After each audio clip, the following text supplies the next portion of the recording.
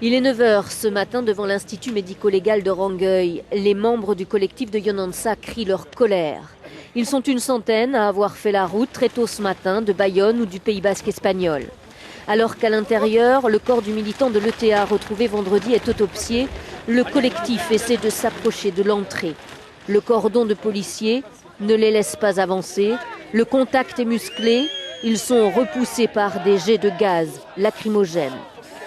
Vendredi, la famille est arrivée à Toulouse, informée de l'existence d'un corps à la morgue de Purpan, qui pourrait être celui de Yonansa.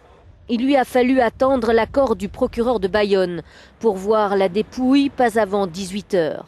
Aujourd'hui, elle demandait la présence d'un médecin de famille lors de l'autopsie. L'autorisation judiciaire n'a apparemment pas été délivrée. L'autopsie est importante.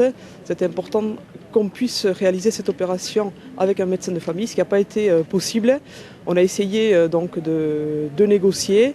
Et en guise de négociation, tout ce qu'on a reçu ici, c'est des gendarmes, de la police, du gaz lacrymogène.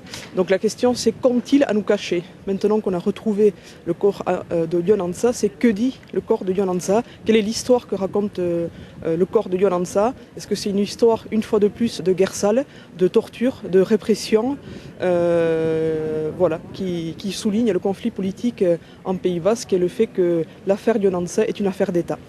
Les membres du collectif, symboliquement, restent ici devant la morgue des Oliviers de Rangueil jusqu'à la fin de l'autopsie. Les avocats de la famille devraient donner une conférence de presse demain à Bayonne.